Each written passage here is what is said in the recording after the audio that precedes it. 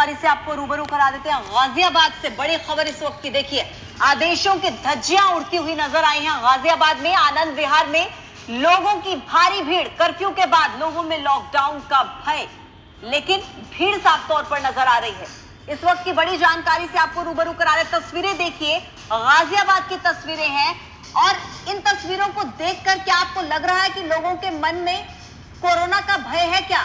लेकिन लॉकडाउन का भय जरूर है और इसीलिए ये भीड़ यहां पर देखी जा रही है।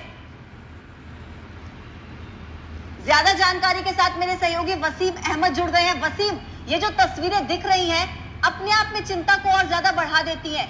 कौन है ये लोग, इतनी भीड़ क्यों कर रखी है यहाँ पर? जिस तरीके से कल दिल्ली की केजरीवाल सरकार ने घोषणा की है कि दिल्ली में सोमवार सुबह 5 बजे तक कर्फ्यू रहेगा, उसको देखते हुए प्रवासी मजदूरों के दिल में डर बैठ गया है कि वो 7 दिन तक अपना गुजारा कैसे करेंगे। और कहीं ना कहीं उनके दिल में ये भी डर है पूजा कि ये लॉकडाउन आगे भी बढ़ सकता है, जिसके मद्देनजर प्रवासी मजदूर जो रोजगार की तलाश में दिल्ली आए थे वो अब अपने घर जाने के लिए बस अड्डों पर पहुंचने लगे हैं। जिसके मद्देनजर कल शाम दिल्ली के आनंद विहार और गाजियाबाद के कोसामी बस अड्डे पर हजारों की संख्या में प्रवासी मजदूर पहुंचे हैं। जहाँ पर पूजा सोशल डिस्टेंसिंग तो बहुत दूर की बात, वहाँ पर लोगों ने मास्क लगाना तस्वीरें हम देख पा रहे हैं, लोगों के अंदर मुझे लगता है कि कोरोना के भय से ज्यादा लॉकडाउन का भय है और इसीलिए यहाँ पर इतनी भारी भीड़ में इकट्ठा हुआ है। लेकिन क्या कोई प्रशासनिक अधिकारी आपको वहां पर नजर आ रहा है? सोशल डिस्टेंसिंग मेंटेन कराने की कोशिश की जा रही है इस भीड़ के बीच?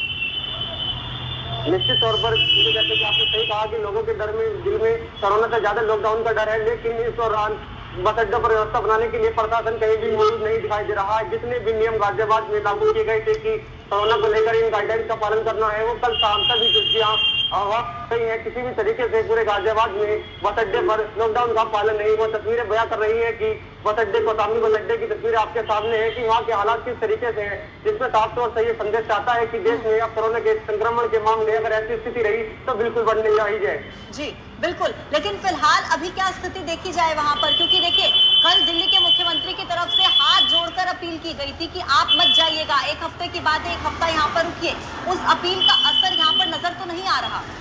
नहीं, बिल्कुल निश्चित तौर पर पूजा, जिस तरीके से सरकार ने अपील की थी कि आप एक हफ्ते तक रुकिए क्योंकि कोरोना की चेन को तोड़ना है, लगातार जिस तरीके से मामले बढ़ रहे हैं उसको कंट्रोल करना है, लेकिन अब प्रवासी मजदूरों के दिल में सरकार की बात से कहीं ज्यादा अपने पेट भरने की चिंता सताने लगी है। जिसके दौरान उन्होंने कोरोना के बारे में न सोचकर अपने पेट के बारे में सोचा है और कोरोना संक्रमण के मामले को बढ़ने की ओर एक तरह से इशारा कर दिया है। क्योंकि जिस तरीके से वो निश्चित होकर बिना मास्क के खुले में घूम रहे हैं, सोशल डिस्टेंसिंग बिल्कुल भी नहीं है, पसीनों में लपालप।